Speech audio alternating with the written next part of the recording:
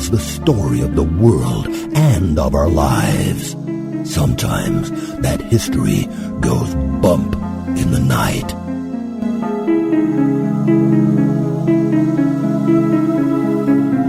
Broadcasting from the center of oddity and the supernatural in Central Florida, it's the History Goes Bump podcast. Hello, you spooktacular people. Welcome to this 51st episode of the History Goes Bump podcast. Ghost tours for the theater of the mind. I am your host, Diane. And this is Denise. And we are joined once again by a very special guest coming to us all the way from down under. We have Freya with us again. How are you, Freya? I'm good. Yeah, I'm alive. She's alive. And we just got done in the pre-show talk discussing how she had her senior formal, and it's the last hurrah before they get into graduation and all that good stuff. So when she says she's alive, well, that's why. Well, Freya, you sent us an email and said you guys need to check out this place called the Monte Cristo Homestead. And when I put it in, it popped up, Denise, as the most haunted place in the world. It's one of the most haunted houses, and they say it is the most haunted house in Australia. Is that true, Freya? Oh, yeah. I think this time it's legit. I think this time it's the most haunted house in Australia. Okay. Well, I know looking over the stuff you sent us and some of the stuff that I looked at, wow, that place is crazy. Mm-hmm. I can't believe all the stuff they have going on there. How close are you to New South Wales? I'm almost on the border. Like, we drive south. I go to a dentist down in Tweed Heads. So that's just on the border between New South Wales and Queensland. But I'm not near Junny, which is where Monte Cristo is. Okay, so you've never been to it? We did a road trip a couple of years ago where we went down to Canberra, but I think we drove past Junny, but we didn't go into it. We went inward a little bit, but we didn't spend long inward because my family are totally coastal people, so we didn't spend any time there. So you were heading for the beach? Oh, yeah. Oh, yeah. We hear you. We love our beaches, too. Oh, good. Before we get into the heart of the show, we do want to point you towards our historygoesbump.com website. It's got everything about the show over there. Our emporium's there, the archives of the show, where you can find the podcast, subscribe to the newsletter, and, of course, to donate to the show. Denise, if people want to get a hold of us, where can they do that? They can do that at historygoesbump@gmail.com. And we do want to thank those of you who have helped us out with all of the likes over at Facebook. You guys have been doing a phenomenal job. We've had some new people join us in the Spooktacular crew this week. We want to welcome Ian. Hello, Ian. And Alyssa. Hello, Alyssa. And I don't know if we welcomed Tanya, but she joined us a couple of weeks ago in the Spooktacular crew as well. Hi, Tanya. And the really cool thing about Tanya, Denise, is that she's going to be at Scarefest in September in Lexington, Kentucky. Peddling her zombie wares. Yeah, she has these really cool things called zombie pops. I'm thinking I'm going to need to get one of those. They're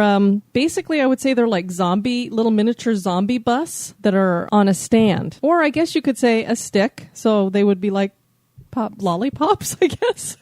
Lollipops. But anyway, they're really cool. Your love. Plus, Tanya, I guess, you can commission her to do zombie families likenesses. And Tanya offered to have a bunch of our cards and stickers sitting at her table, too. So that's a wonderful marketing opportunity for us. So we greatly appreciate that. And Tanya offering that to us. And somebody I forgot to mention on our last show, Denise, Christina has been running around liking everything for a long time. She's probably like, Diane, hello, over here. Can you say thank you? Hello, Christina. We're saying double thank you now. And thank you to all the rest of you guys who've been doing a fabulous job for us. We greatly appreciate that. We did get another review over at iTunes. Thank you so much to an avid follower. 5-star, great podcast. I learned so much and it makes my commute much more bearable. It's like a well-organized portable ghost tour. It's exactly what we're shooting for. Please keep making many future episodes, Diane and Denise. Well, you better believe we have lots on tap. And that is definitely in the plan. All right, let's get this thing started, ladies.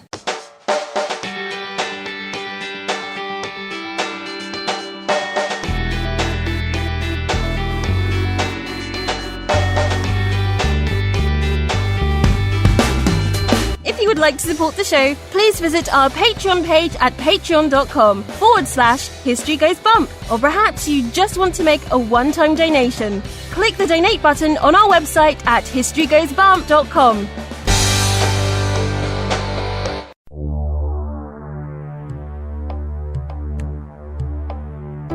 Welcome to this moment in Oddity History.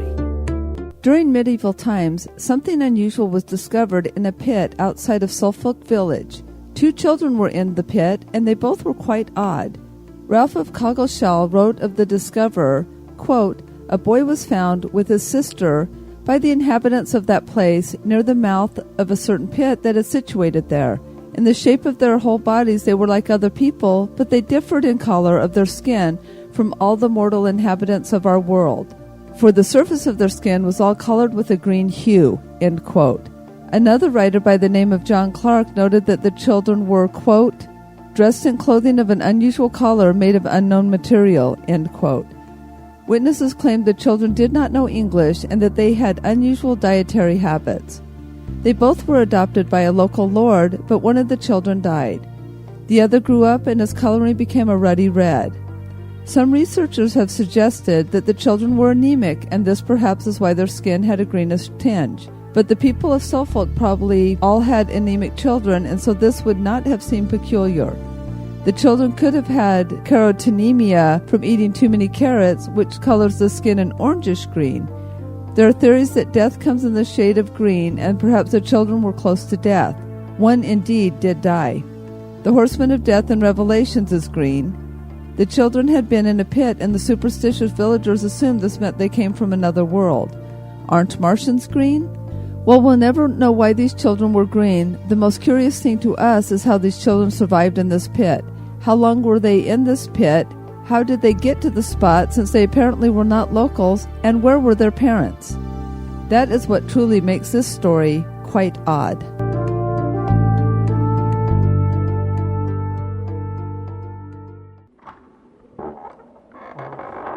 Welcome. We have been expecting you. This day in history. On this day, June 19th, in 1778, General George Washington's Continental Army vacates Valley Forge after the British retreated. General Washington had brought 12,000 men with him to the valley seeking protection from the winter. The snow fell as they arrived, and the Continental Army would endure a horrible winter. Food, clothing, weapons, and every other supply was scarce.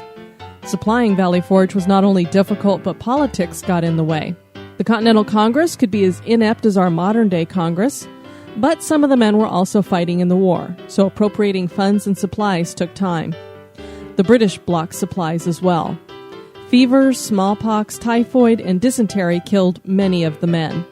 General Washington wrote in a letter to Governor Clinton of Pennsylvania, quote, "As naked and as starving as they are, we cannot enough admire the incomparable patience and fidelity of the soldier," end quote. The Continental Army got their second wind after leaving Valley Forge, and they defeated the British at Monmouth. They marched on to Yorktown, where they defeated the British one more time, ending the war.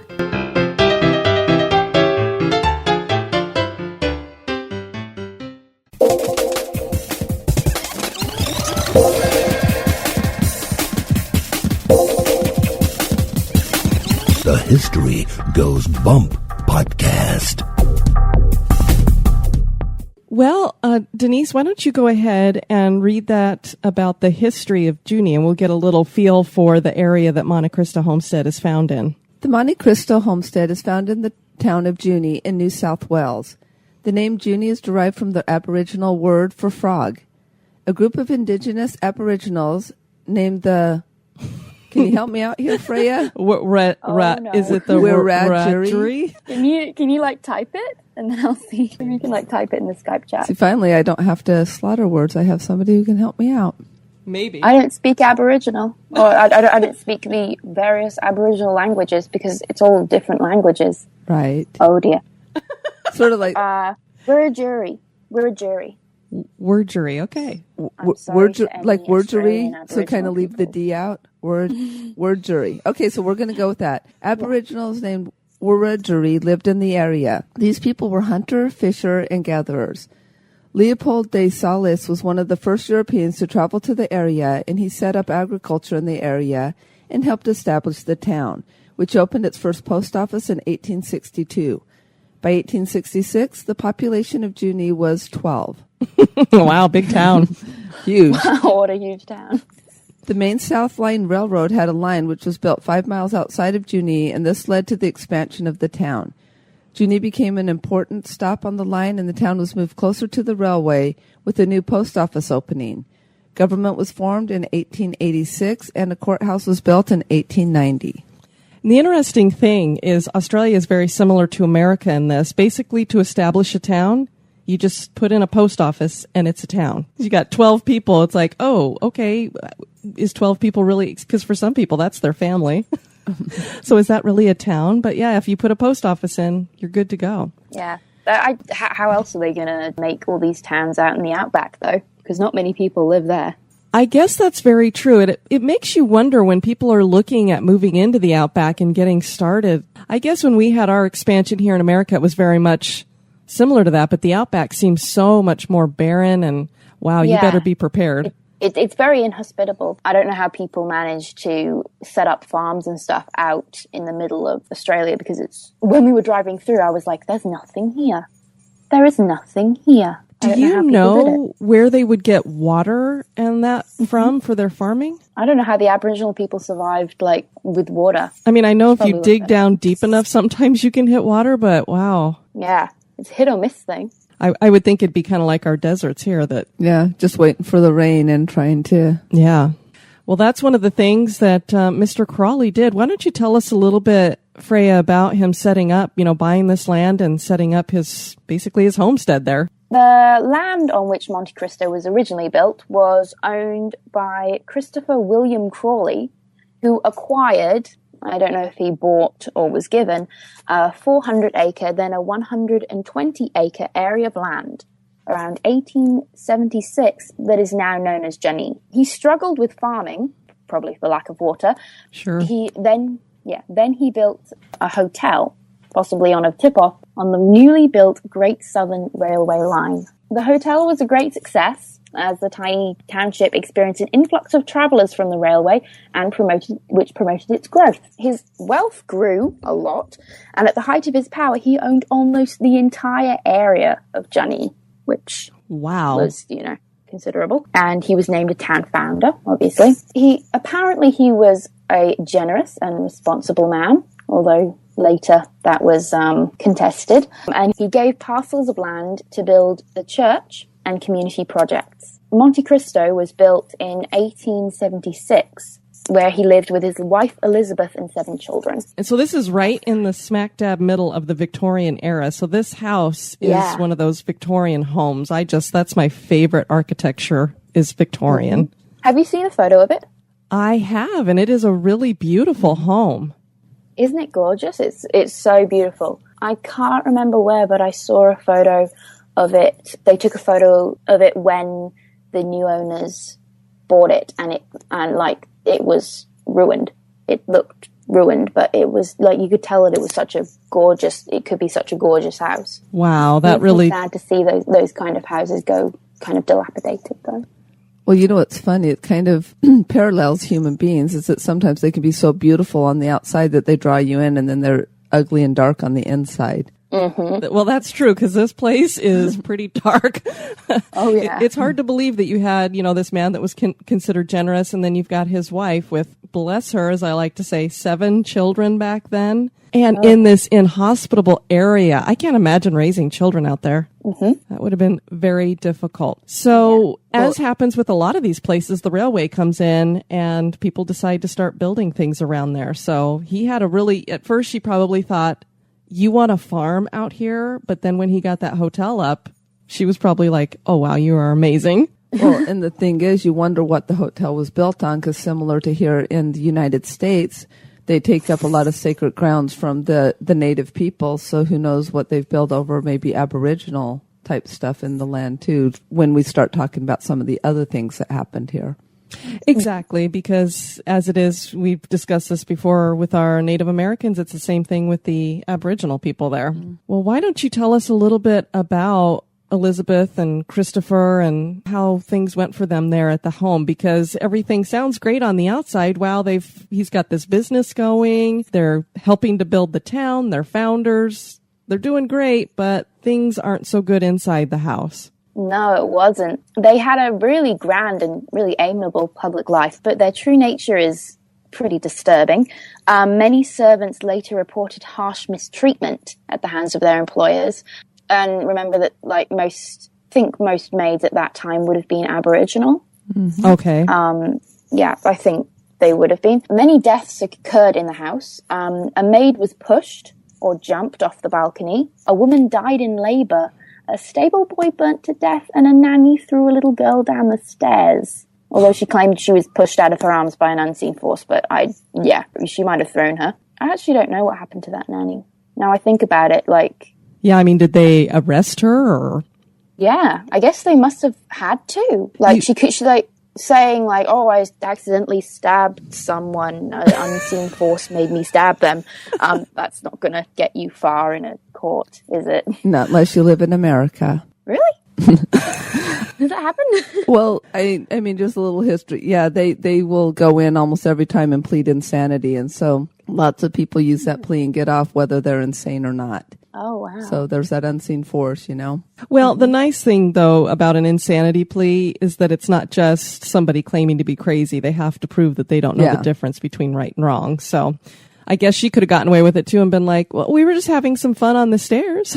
Yeah, so they don't totally get away with it in America, and they do have to go. But it's just amazing how many people will out and out do something, and then all of a sudden like, you're not crazy. I think from some of the stuff that I was looking at, this wasn't just any little girl. I think this was one of the Crawley's children, wasn't it? Oh, yeah. I think it was. So we've got this happening, which also, of course, would support your idea that perhaps there was not an unseen force here. You know, who knows, the child was throwing a tantrum and she just got sick of it, or maybe she was tired of the horrible treatment that she was receiving and this was payback. Yeah. I mean, it's kind of like that kid that you were talking about, I think, in the Dolls episode, where like the servant was a voodoo practitioner and gave the kid a creepy doll that was cursed or something. Yeah, Robert the doll. Oh my God. He lives here in Florida. Yeah, so we know sometimes these housekeepers and such can do a little payback. I don't do that, but...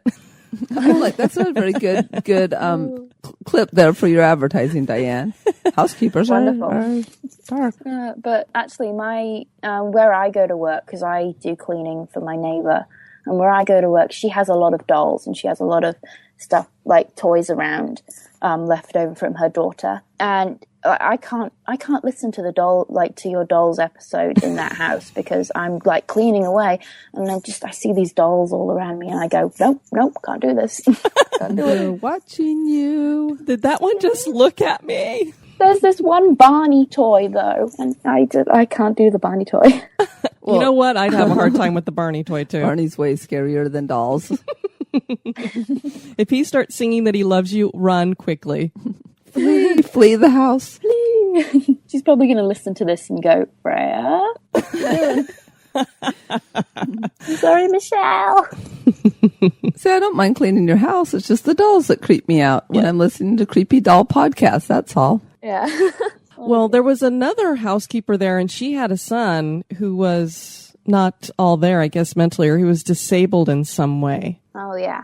And he was kept locked up in the outhouse for 30 years, which mustn't have been very nice for him. You know, I wonder if this was a customary practice, because that happened here as well. We went to a place in Missouri where supposedly there was, remember the monkey face boy that they talked about? Right, yeah. And, you know, another one of these disabled children that was locked up in an attic. So it makes you wonder if this was, they didn't know what to do with them, so we'll just lock them up. Yeah, I guess, because I mean, like, back then, that's when they would take mentally ill people and lock them up in asylums, so it mustn't have been that much different, could it? That's true, and I believe when she died, that's what they ended up doing with him, is just locking him up in an asylum. Yeah, I remember reading that he, like, the townspeople, like, or the people from the village found him or something, and they started, you know, throwing throwing stones at him and stuff until they could get him out and get him to another care facility or whatever. But I absolutely don't know exactly what happened to him. Yeah, it makes you think he might have been a little bit out of control, because if you've been locked up for all those years, he might have been similar to a wild animal, kind of. Yeah, going in and scared and not knowing what's happening, and probably the only person who took any care of him was his mother, and she's gone, and here's all these people treating him like an animal too back then, because they were horrid to people with any kind of mental challenges or disabilities. Mm-hmm. It was really sad. My friend wants to work with mentally ill people, and I think like mentally ill children, and she's like, she hates hearing about anything like this. Like she hates hearing about, you know, people abusing people just because they don't understand them. Sure. Yeah. It happens kind of thing all the time too, even for, you know, some of the elderly people when they're in nursing homes and such, they get taken advantage of as well. Mm-hmm. Well, it seems like there's a weird insecure fear that makes people be really, really ugly when anybody's different than them. And now we have more of an understanding, but you can just watch now that we have a more understanding of physical and mental disabilities and stuff, that we're not doing like the locking up and throwing rocks and stuff, but they always move it to another group. Yeah. So it's just a broken part of, I guess, the human race. Yeah. Well, now in 1910, we have something happen. Oh dear. He died. Mr. Crawley died. From heart failure, secondary to blood poisoning from an infected carbuncle on his neck. I'm not sure what a carbuncle is. I'm not sure either. It must be some kind of a sore or something if he got blood poisoning. Why don't we Google it? I think maybe not an infected, like, wart kind of thing. I don't know. You know what? I bet you're probably right. Denise is going to look it up and see. What does Google say? The all-knowing Google God. Here it says that they're boils, but it's larger than a boil. So it's an abscess larger than a boil, one with one or more openings draining pus onto the skin. Ew. Ew. That would be a horrible thing to have. So, yeah, I could see how you get blood poisoning back then. So Apparently it was from his starch collar, too. So that was fun. Yeah, because it is here it's saying that it is usually from the hair follicles, multiple infected hair follicles. Oh, maybe he was allergic to whatever they used to clean his clothes. Or maybe they made sure he was allergic to what they used to clean his clothes. When that maid starched his collar, she starched his collar. Now, what happened to his wife after this? She was ostracized from the community in her husband's death because of her...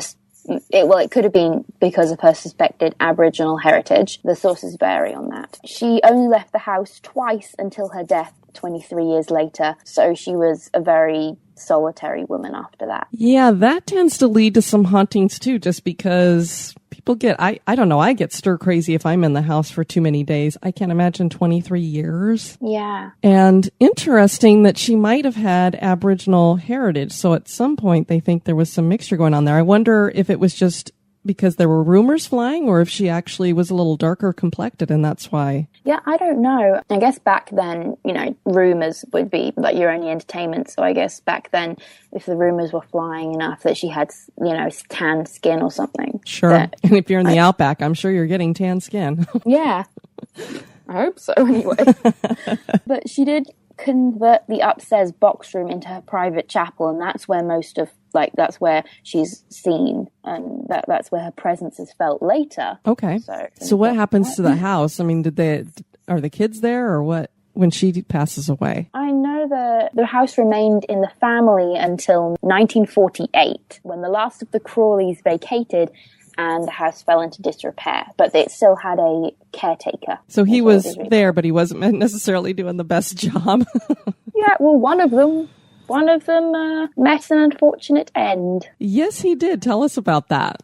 In 1961, a caretaker was shot dead by a local boy who'd been influenced by the movie Psycho. So that was a horrifying case. This kid basically watched Psycho and got a gun from somewhere, went up to the house and shot this old caretaker. And I don't know if the caretaker was you know how sometimes if the caretaker is taking care of an old house, you know, people start to weave tales about, this old man, you know, up in the house, you know, like they might weave tales about him. So did the young man think he was like Norman Bates, like up on the old house, or did the kid did he think he was doing the town a favor by getting rid of this like psycho type character, or you're not sure on that? I have no idea. Yeah, I have no idea what went through his brain. Yeah, it's just weird because if you think he was inspired by Psycho. I believe I've seen the movie a few times. I don't remember guns. I do remember knives and showers. Yeah, it was like I don't know how I don't know how they knew that he was influenced specifically by that movie. It might have come up in the trial or something, but yeah, it doesn't really tie in with the movie, does it? No, unless he was thinking that the caretaker was like Psycho, and so he was influenced by Psycho to get rid of him before he could keep killing up there on the hill or something like that, is what I would think. I don't know. Well, this young man was disturbed because one of the things that he did, apparently he must have known the caretaker because he had scrawled on a door, "Die Jack, haha." And I believe you can still see that scrawling to this day. Oh, okay. Oh my God. So, yeah, he was a little off his rocker, and so I'm thinking this wasn't doing the town a favor. I think he was... Oh, okay. It was actually... So, like we just talked about earlier, so he might have been using something to say why he did something without really knowing that the Norman Bates character was very different than what he did. Mm-hmm. Sure. Because he didn't become Mother. Yes, Mother.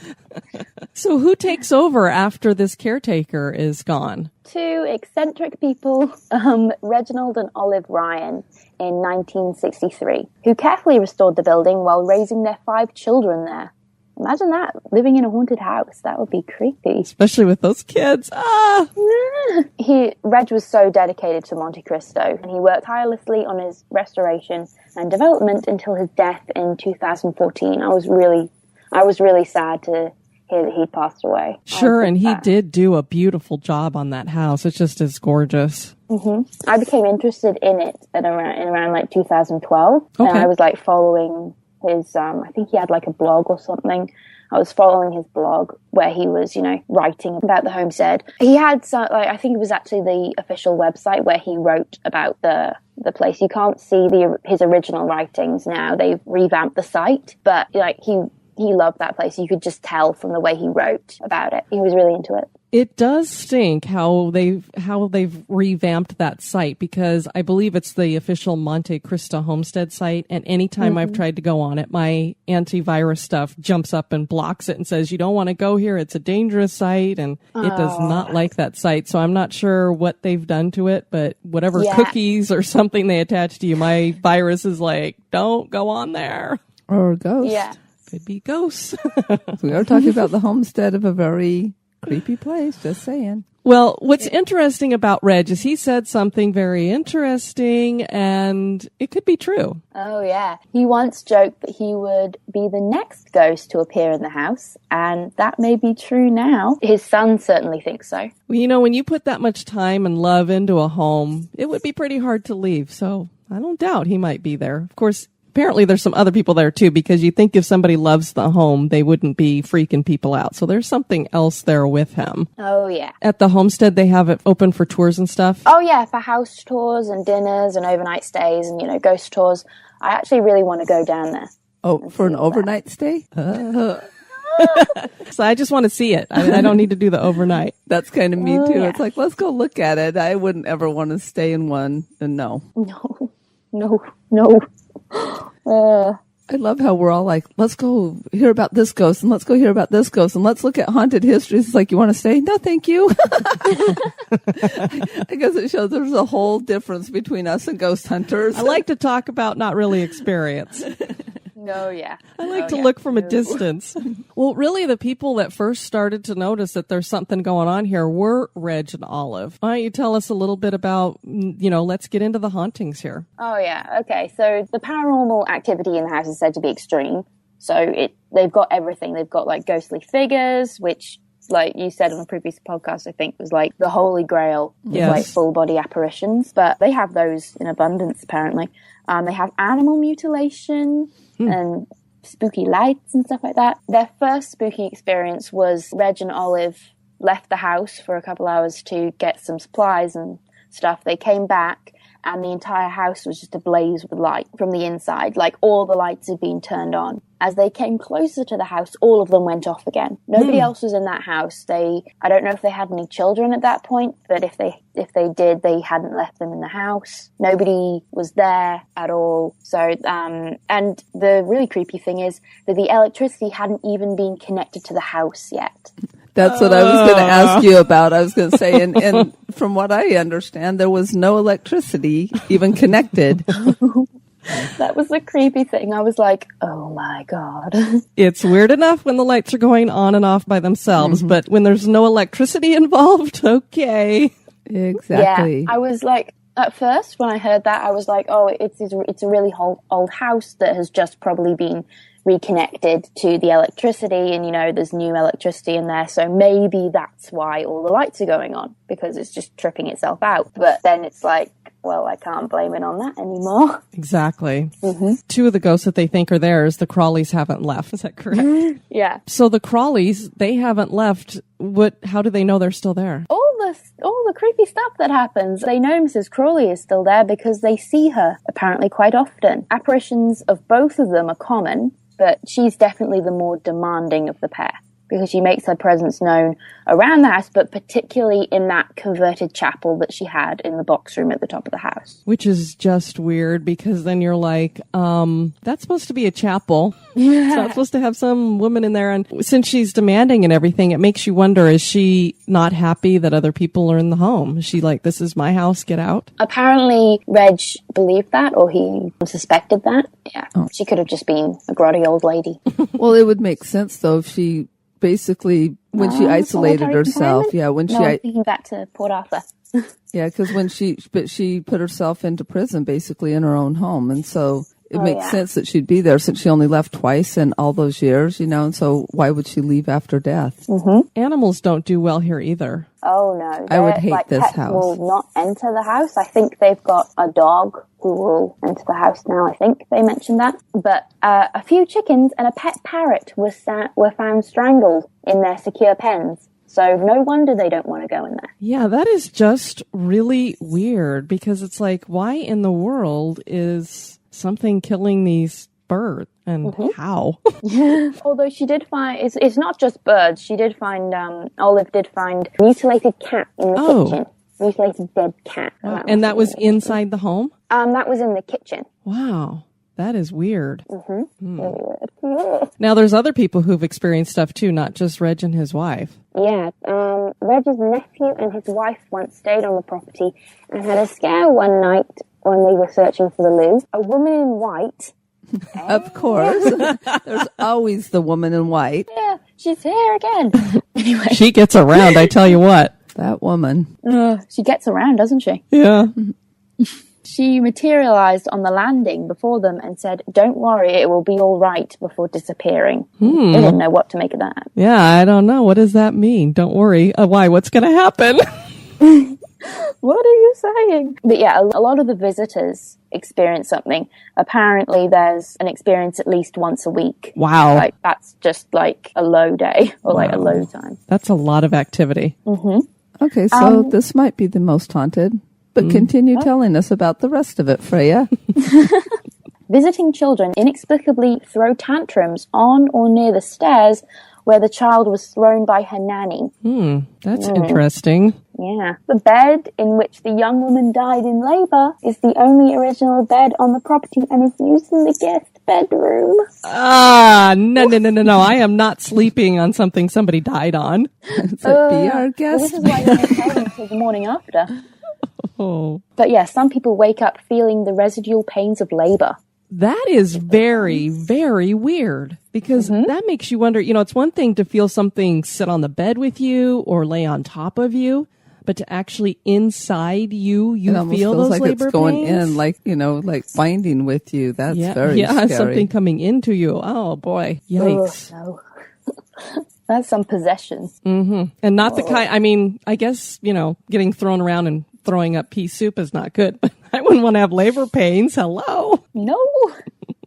People have seen apparitions. People have seen stuff moving in the dining room, especially connected to Mrs. Crawley, because she's quite unhappy with people walking around her place. Reg seems to have kept his promise about returning. That's something. He's sometimes seen in the old coach house where he was working on restoring the coaches, and the family believe he's still watching over them, which I think is quite nice. It is, and that is an interesting thing about this property is they have, I don't know if it's like a barn that's full of these coaches, but they've got all kinds of them in there, and they're really beautiful, and they even had I saw there was a hearse one that was like one of those glass ones, Denise, you remember they used to have when they would go through town, and they'd have the coffin inside that. They used to have one of those on the property. I don't know if it's still there, but so I don't know if he was a collector of coaches or something. Yeah, I don't know. I think he was just really interested in the historical aspects of a lot of these artifacts because he just worked tirelessly on all of this stuff. That's so neat. You know, here we just love hearing about people who want to take care of the historical stuff rather than letting it just fall into disrepair and stuff. Yeah, that's why I was that's why I was really upset when he died. Because, you know, I was really sad for his family, but also he sounded like a really passionate historian, and I really wanted to have a conversation with him because I love history as well. Sure. I would have loved to, hear what he had to say about all of this stuff in his house. Now, did you ever get to meet him, or have you been up to the house? No, she hasn't. Oh, okay. No. I'm really sad about that.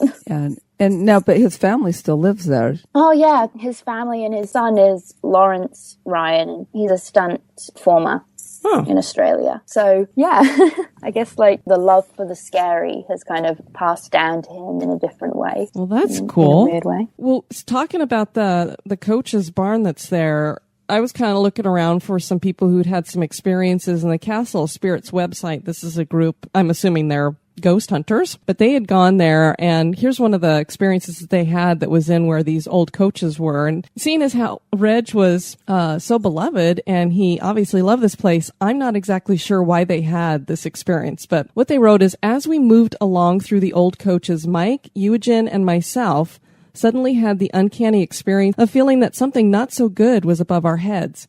We could see a large loft above with a ladder leading up to it, and Mike took it upon himself to go to the ladder and start to climb up to the loft to explore what was up there. We moved aside so as to not be underneath the loft and underneath the entity above us, and watched as Mike was suddenly overcome by a force pushing him upwards. He allowed himself to be pushed up the stairs and was horrified. I know, I'd be like, I'm getting down. If something's touching me, I'm getting off of a ladder. I'm sorry. He was pushed up the stairs, was horrified to find a large open window upstairs with no barriers. He suddenly realized that this entity was pushing him towards the open window, and we all shouted for him to come down the stairs immediately. Mike managed to return down the ladder, but was amazed by the pushing force that he was subjected to. At the same time, Mark Ferguson suddenly cried out and jumped into the middle of our small group. He practically climbed on top of me, and you could see that he was quite terrified. He told how he was standing slightly aside from us by himself in the dark when suddenly he'd felt something lean up against his side and on his shoulder. We were all witness to the fact that nobody else was in contact with him, and that his left side was clear of any coaches or other objects in the shed. Mark found this too frightening, as he had already been grabbed by the entity quite a few times since first entering the coach house. It was apparent that this unseen entity was picking on him. We could pick up nothing on film, EMF, or anything else at this time. Since I wasn't bothered by the entity, I was the one who then walked behind everyone with Mark in front of me, giving protection to him from the unseen annoyance he was experiencing and was terrifying him so much. Well, you know, Diane, you said you don't know. That might not have been Mr. Ryan. That could have been, because the maid said that an unseen force threw the baby. Mm-hmm. That might have been hauntings from before. Remember, because sure, maybe she wasn't making up a story, and there is something about the land that is not good, or just even one of the more not so nice entities down there, rather than the one who cared about the house. And because you said it might not make sense of him being this kind of person. Why would that happen? It might not be his ghost. Yeah, there actually was the stable boy who burnt to death. He burnt to death in a barn, and I noticed that they described it as a barn. I don't know if the coach house became the barn or was the barn originally. Or built in the same place. Yeah, what happened was his employer, he was sick, and he told, the person senior to him that he couldn't come to work because he was sick, and he slept in the straw in the loft above the main barn. So it would have been up a ladder or up some stairs. His employer didn't believe him and set fire to his bed to get him to wake up. He was actually very sick and couldn't get up, and he burnt to death. So, yeah, I don't know. Who in the world? I mean, can you imagine a mother or father can't get their teenage kid out of bed? I'm just going to set the bed on fire. That'll get them out. Oh, yeah. I don't believe that they're sick. Don't give my mother any ideas today. Don't give her mother any ideas. Don't let her listen to this show then, Freya.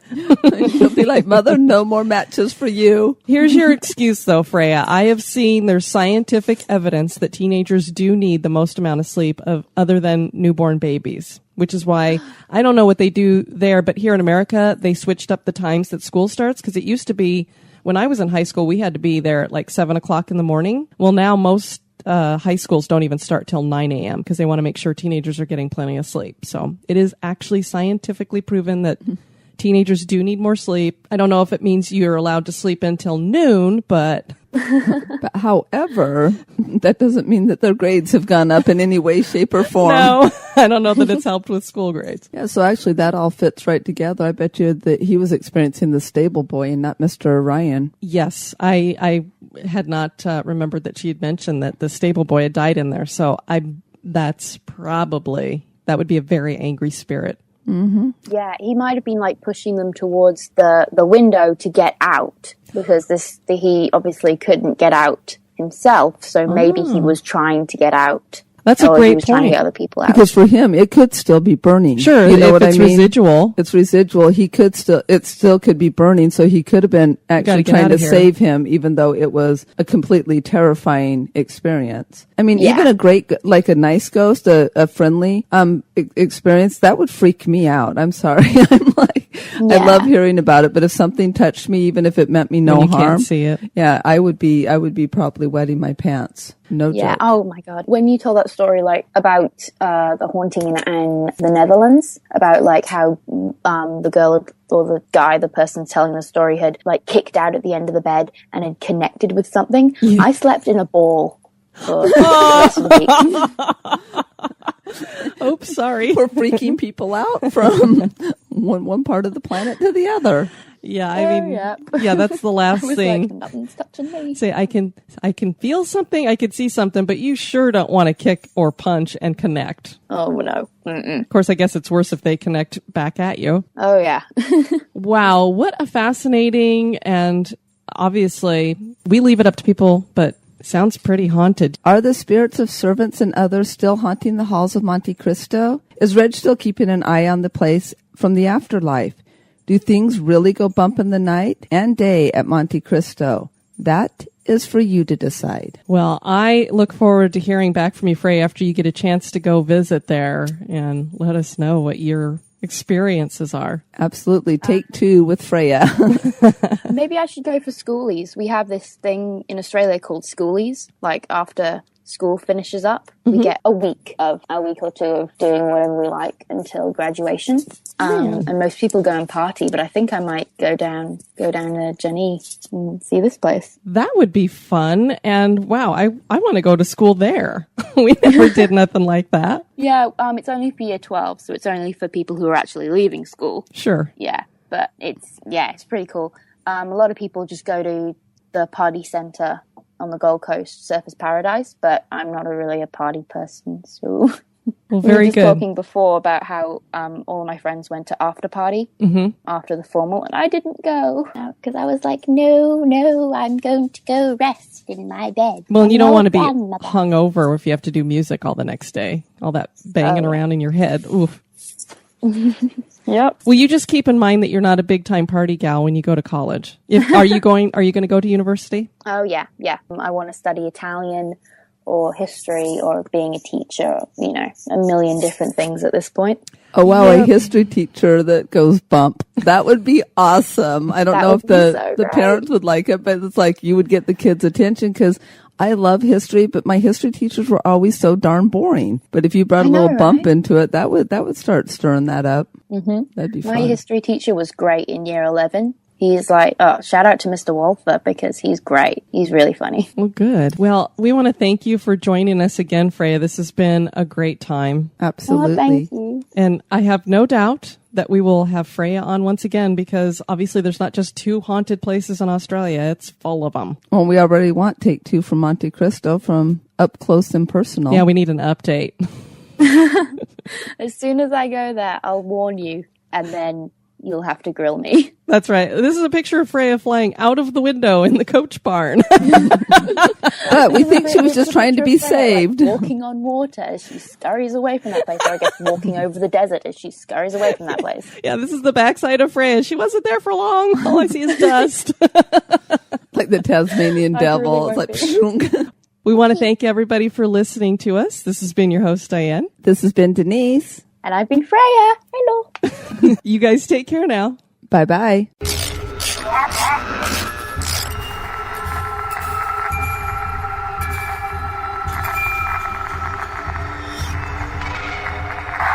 This is Victoria from the 9th Story podcast.